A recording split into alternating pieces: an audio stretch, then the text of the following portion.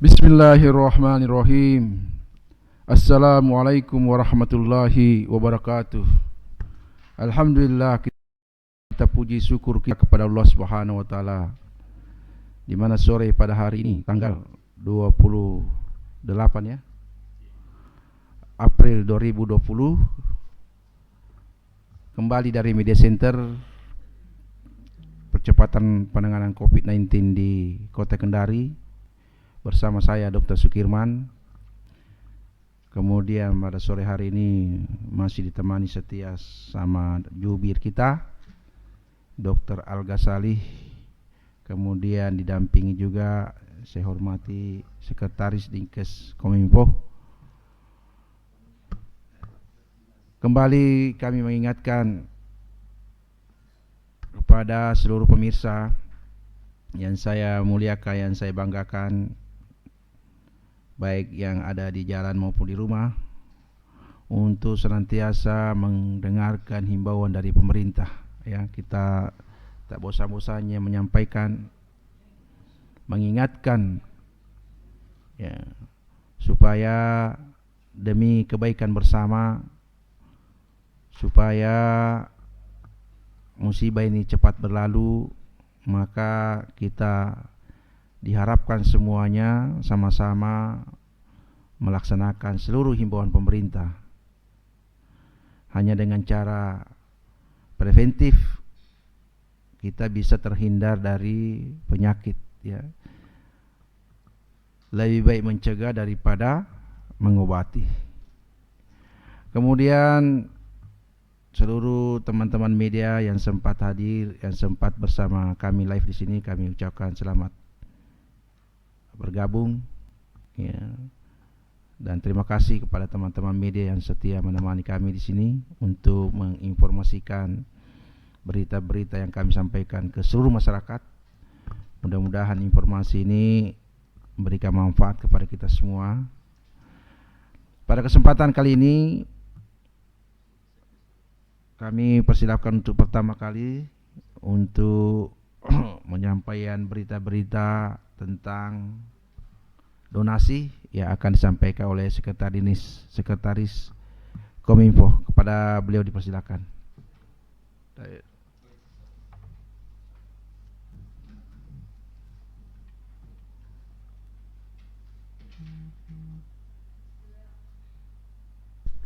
Bismillahirrahmanirrahim. Assalamualaikum warahmatullahi wabarakatuh.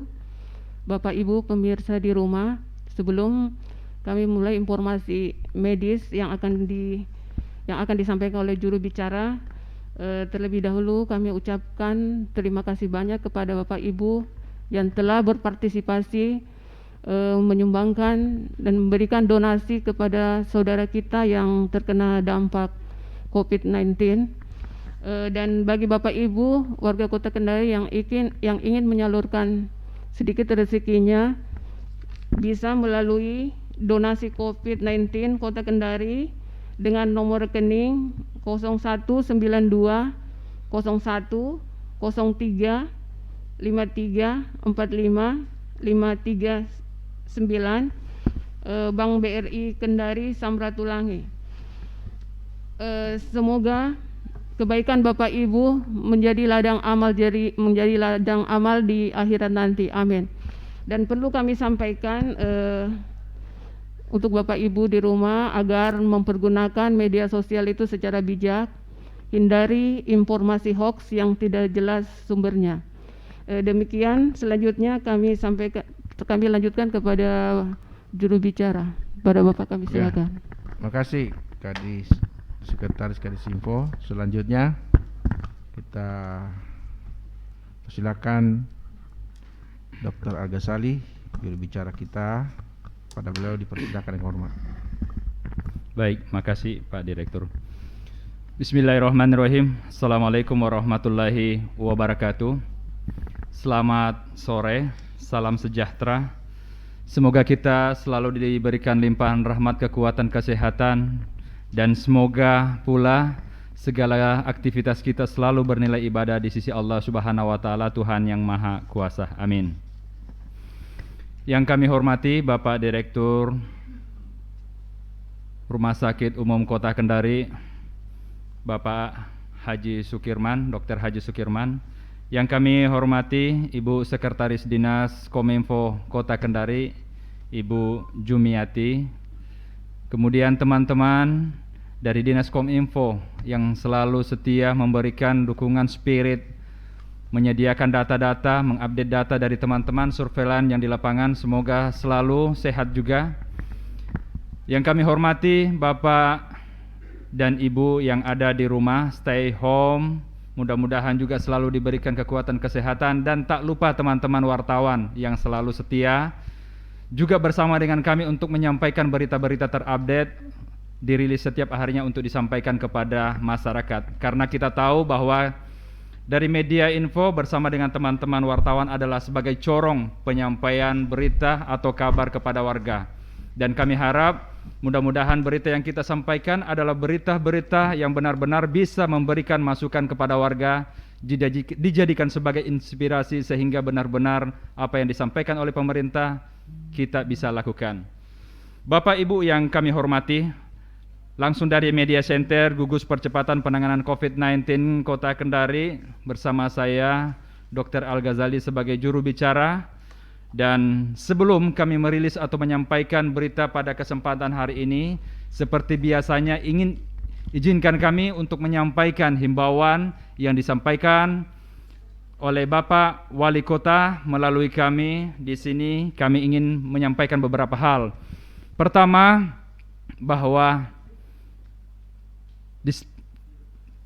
social distancing dan physical distancing, atau di rumah saja atau tidak melakukan aktivitas di tempat-tempat umum, itu senantiasa kita lakukan. Jangan mudik, jangan panik, dan jangan ke tempat piknik. Kemudian yang kedua, mari kita sama-sama selalu menjaga perilaku hidup bersih dengan menjaga lingkungan kita agar selalu sehat, lingkungan di sekitar kita, lingkungan keluarga kita, dan terutama kepada diri kita sendiri. Dengan sering-sering mencuci tangan dengan sabun dan air mengalir tentunya, dan jika keluar dengan menggunakan hand sanitizer, di mana jika kita menyentuh sesuatu objek atau barang yang kira-kira berpotensi untuk menulari kita, maka sebaiknya kita menggunakan hand sanitizer tersebut. Kemudian jangan lupa untuk mengkonsumsi makanan yang bergizi atau gizi seimbang dengan perbanyak buah dan sayur sebagai salah satu untuk meningkatkan imunitas kita, dan istirahat cukup, dan jangan lupa olahraga yang teratur. Kemudian dengan menggunakan masker, maka Anda melindungi diri kita, kemudian orang lain melindungi kita juga begitupun sebaliknya, dan kita melindungi orang-orang yang berada di sekitar kita. Karena dengan menggunakan masker, sekali lagi bahwa ketika kita berbicara, maka masker akan melindungi percikan air liur ketika kita berbicara di depan orang lain. Dan kemudian percikan air liur pula yang ketika kita berbicara tidak akan jatuh atau terpercik di daerah sekitar kita, di meja yang mana area-area tersebut berpotensi untuk dipegang oleh orang lain dan dapat menyebabkan orang lain terinfeksi. Yakinkan bahwa ketika kita ingin memegang bagian wajah seperti mata, hidung, dan mulut, maka tangan Anda harus bersih, karena masuknya virus ini adalah melalui tempat yang tadi saya sebutkan.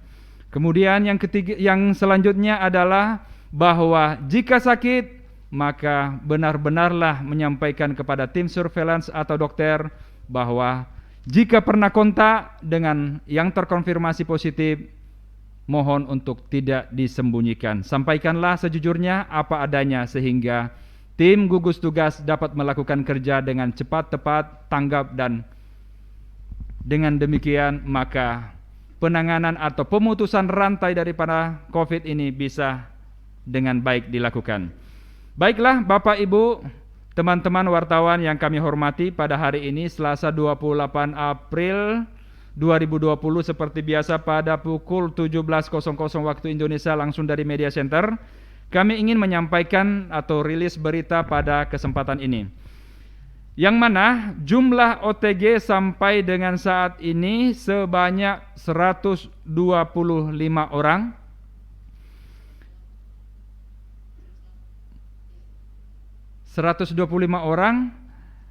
Kemudian selesai pemantauan sebanyak 17 orang, sehingga yang masih dalam pemantauan sebanyak 108 orang. Kemudian untuk ODP, total ODP sampai dengan saat ini berjumlah 134 orang. Selesai pemantauan ODP berjumlah 131 orang, dan masih dalam proses ODP berjumlah 3 orang. Sedangkan untuk PDP, total PDP hari ini sebanyak 29 orang. Ada penambahan PDP baru hari ini sebanyak 3 orang. Namun ingin kami sampaikan bahwa yang pertama itu adalah jenis kelamin perempuan berusia 37 tahun, Kecamatan Mandonga. Awalnya pasien masuk disertai dengan mual, kemudian muntah, dan sedikit ada rasa sesak, dan pasien tersebut adalah riwayat kemoterapi CA ovarium 2 kali di Rumah Sakit Grestelina Makassar.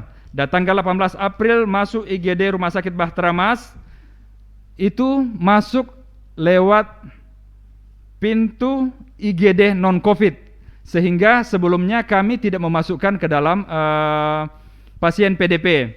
Dan perlu kami sampaikan bahwa pasien ini sebelumnya masuk di Rumah Sakit Umum Bahtera Mas melalui IGD non-COVID, kemudian masuk perawatan. Nanti setelah di dalam perawatan, dokternya melihat bahwa perlu dilakukan pemeriksaan rapid. Dan pemeriksaan rapid itu dilakukan pada awalnya tanggal 16 itu rapidnya negatif. Namun beberapa hari kemudian setelah itu baru dilakukan rapid kembali, dan kemudian hasilnya positif. Namun laporan yang kami dapatkan begitu kami disampaikan dimasukkan ke dalam kasus PDP, dan kemudian pasiennya tersebut keadaannya tidak membaik dan meninggal.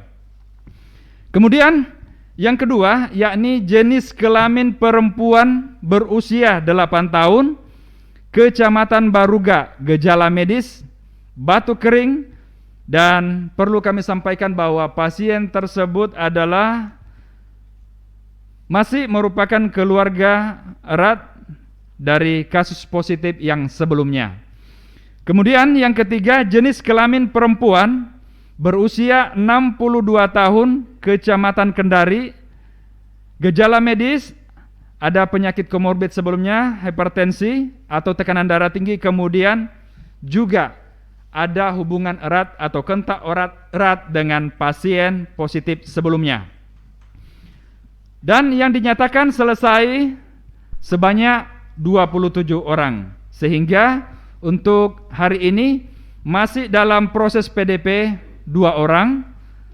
Kami ulangi, 2 orang. Kemarin kami sampaikan bahwa telah habis, dan sekarang ada penambahan 2 orang lagi. Dan untuk positif, konfirmasi positif, tidak terdapat kasus baru positif, sehingga jumlah positif sampai dengan hari ini masih tetap sebanyak 26 orang. Dengan klasifikasi sebagai berikut: jumlah yang meninggal sebanyak 2 orang, dan yang telah dinyatakan sembuh sebanyak 5 orang. Total pasien yang masih dalam perawatan berjumlah 19 orang.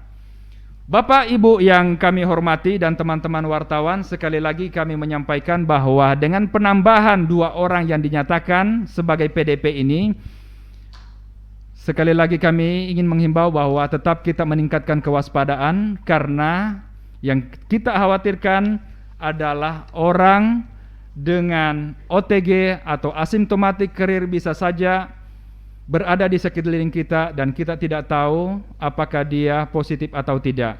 Olehnya kami kembali menghimbau, jika ada di antara kita yang pernah benar-benar terkonfirmasi erat melakukan hubungan kontak dengan pasien yang pernah terkonfirmasi, untuk menyampaikan apa adanya. Dan kemudian Kami sampaikan pula bahwa di bulan suci Ramadan ini, alhamdulillah, mari kita sama-sama berbagi, yang mampu untuk memberikan separuh kepada yang tidak mampu tentunya, karena di bulan Ramadan ini adalah bulan yang penuh berkah, dan yang mampu bersama dengan yang tidak mampu untuk sama-sama memberikan kontribusi, yakni mengikuti himbauan atau arahan yang disampaikan oleh pemerintah.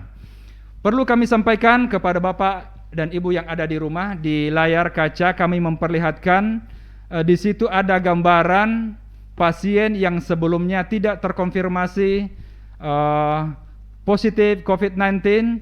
Awalnya kita melihat gambaran paru masih sangat bagus seperti kita, itu di hari-hari awal masih seperti kita. Kemudian beberapa hari atau beberapa minggu kemudian kita lihat gambar kedua.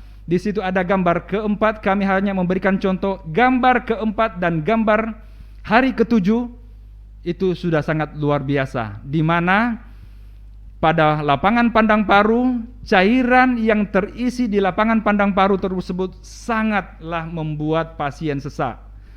Kenapa? Karena di daerah alveoli atau lapangan pandang paru itu membuat cairan ini sifatnya sangat kental, masuk di daerah lapangan pandangan paru, sehingga membuat pasien sangat susah untuk bernapas. Dan dengan menggunakan alat ventilator pun atau alat yang digunakan untuk membantu pernapasan yang dilakukan di ICU, itu pun masih sangat susah untuk melakukan pernapasan. Dan kalau dilihat dari saturasi oksigen yang digunakan pada pasien ini, biasanya rata-rata itu sekitar 80-90%. Jadi udara bebas pun sangat susah bernapas, dan diberikan bantuan dengan ventilator pun masih sangat susah bernapas. Sehingga dengan demikian kami tetap menghimbau untuk tetap mengikuti apa yang dihimbaukan oleh pemerintah.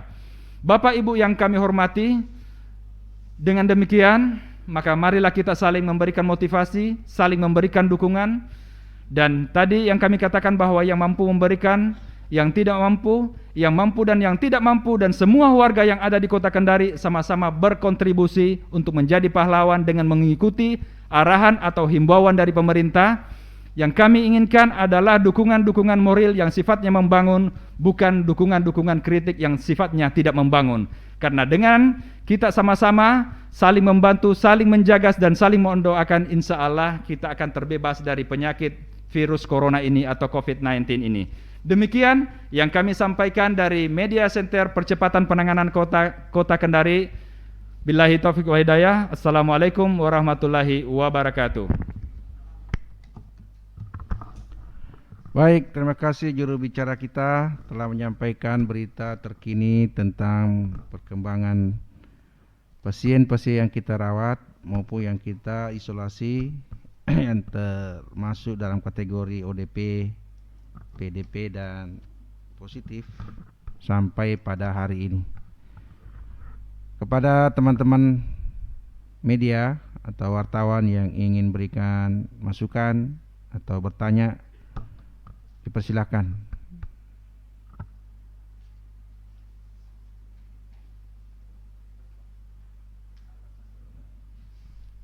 Ya. Siapa? Silakan Pak. Silakan Pak Asrul.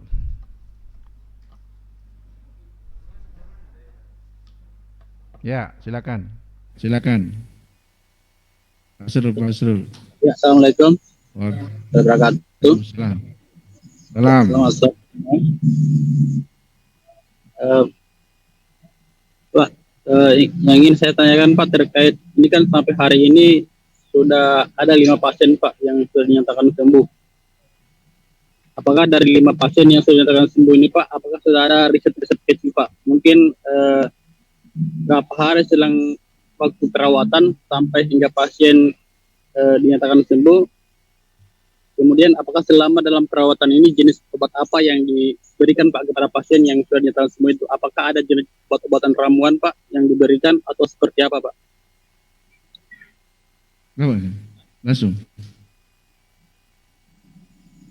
Ya.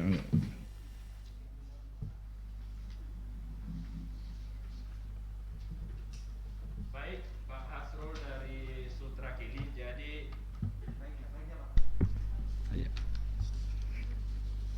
Baik, Pak Hasrul. Jadi pasien yang masuk atau dirawat di rumah sakit yang dinyatakan sembuh itu diberikan pengobatan sesuai dengan gejala tentunya. Dan alhamdulillah kelima pasien yang kemarin sembuh itu tidak memberikan gejala yang terlalu berat seperti pasien-pasien yang kita lihat di televisi. Jadi seandainya di sini tim surveillance mungkin tidak melakukan kerja dengan baik, maka pasien ini tidak akan dilakukan atau tidak akan didapatkan karena gejala yang ditimbulkan itu biasa-biasa saja, kecuali pasien yang dinyatakan sembuh pertama kali. Itu non-AF, itu memang ada gejala yang memang agak sesak, sehingga pemberian obat juga diberikan sesuai dengan kondisi. Jadi obat yang diberikan adalah obat yang sifatnya simptomatik. Maksudnya dengan gejala sesak maka diberikan obat yang mengurangi sesak, kemudian diberikan dengan oksigen sesuai dengan kebutuhan, biasanya diberikan 3 sampai 4 liter itu per jam. Kemudian diberikan lagi asupan-asupan vitamin dan konsumsi yang baik, sehingga kita inginkan adalah pemulihan dari pasien ini sehingga cepat sembuh. Nah, dengan cepat sembuhnya insya Allah akan memberikan dampak yang baik pula dan pasien bisa pulang. Namun perlu kita tahu bahwa pada penanganan pasien ini karena tidak memberikan gejala yang terlalu berat, tetap juga dokter dengan perawatnya memberikan sugesti kepada pasien tidak stres dan melakukan aktivitas di dalam seperti biasanya, karena dengan stres akan bisa menurunkan daya tahan tubuh daripada pasien tersebut. Nah, dengan demikian alhamdulillah pasien yang dinyatakan kelimanya yang dirawat di rumah sakit itu dalam keadaan baik-baik saja. Dan ada juga di antara pasien ini yang tetap masih kami lakukan hubungan kontak sesekali, menyampaikan keluhan kepada kami, dan alhamdulillah tidak ada keluhannya. Hanya ingin berbagi saja bahwa keadaan setelah selesai perawatan dan di rumah itu seperti semula. Terima kasih. Ya, silakan. Yang lain? Lama atau bagaimana Pak? Misalnya ini khusus ke 4 pasien tadi Pak, 5 pasien ini. Iya, jadi perlu bahwa kelima pasien itu dirawat hampir rata-rata 3 minggu berada di dalam rumah sakit Bahtera Mas. Kenapa demikian? Karena tetap kita akan melakukan pemeriksaan yang intens, melihat kondisinya, apakah ada penambahan dari keluhan yang sebelumnya, misalnya tidak sesak menjadi sesak. Kemudian yang kedua, kita tetap lakukan pemeriksaan, melihat perkembangan yang awalnya dengan swabnya positif, kemudian begitu mau dipulangkan atau melihat kondisinya, kita lakukan pemeriksaan swab lagi. Nah, dengan hasil pemeriksaan swab yang terakhir itu didapatkan negatif, kemudian 2 hari kemudian kita lakukan pemeriksaan swab lagi. Ketika dinyatakan negatif, maka pasien tersebut boleh dipulangkan. Kemudian bukan dipulangkan saja, dengan sendirinya akan tetapi melihat kondisi psikologi dari pasien. Jika pasien tersebut dan keluarganya sudah merasa boleh dipulangkan dan bersedia untuk dipulangkan, maka pasien sudah bisa pulang tentunya. Begitu Pak Nasrul. Baik. Masih ada? Ya. Ya. Dipersilakan, masih ada?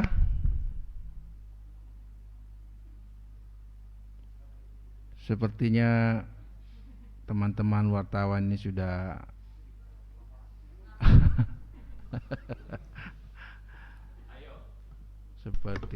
Tetap semangat teman-teman wartawan, walaupun di akhir waktu mendekati berbuka, kita tetap semangat. Menyimpan energi kayaknya teman-teman ini. Persiapan balas dendam sebentar. Iya. Baik. Sedikit. Kami ingin juga menyampaikan kepada teman-teman wartawan permohonan maaf kami jika sekiranya teman-teman wartawan ada yang menyampaikan lewat chat WA kepada kami, kemudian kami tidak serta-merta langsung menjawab. Itu diakibatkan oleh juga karena kesibukan, karena kami tentunya di luar memiliki juga kesibukan yang lain tentunya. Jadi kita saling memaklumi. Dan harapan kami kepada teman-teman wartawan pada saat kami rilis menyampaikan update berita disinilah kesempatan untuk kita saling menyampaikan pertanyaan, kemudian kalau ada yang di-sharing silahkan. Dan kemudian pada saat misalnya kami tidak menjawab di luar dari jam itu, kami mohon maaf karena mungkin ada kegiatan-kegiatan lain yang pada saat itu bertepatan kami lakukan. Makasih. Makasih. Masih ada?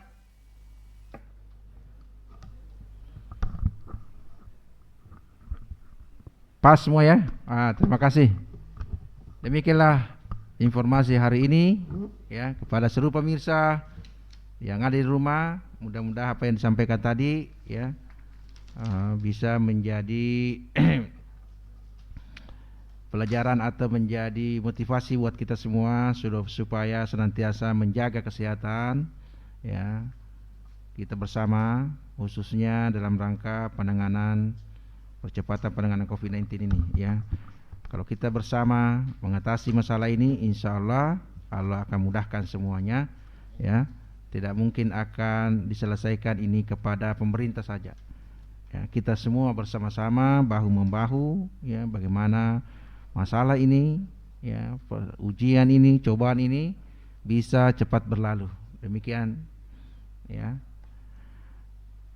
Untuk lagi ya. Lagi. Terima kasih ya.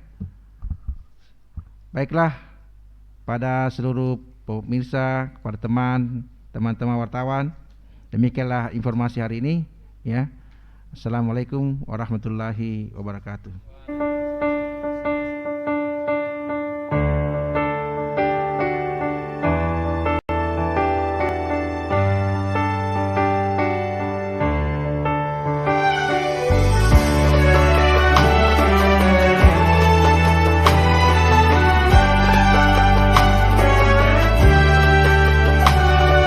Bahagianya langit dan bumi saat tiba bulan yang suci, berkah berlimpah rahmat rezeki, ampunan pun di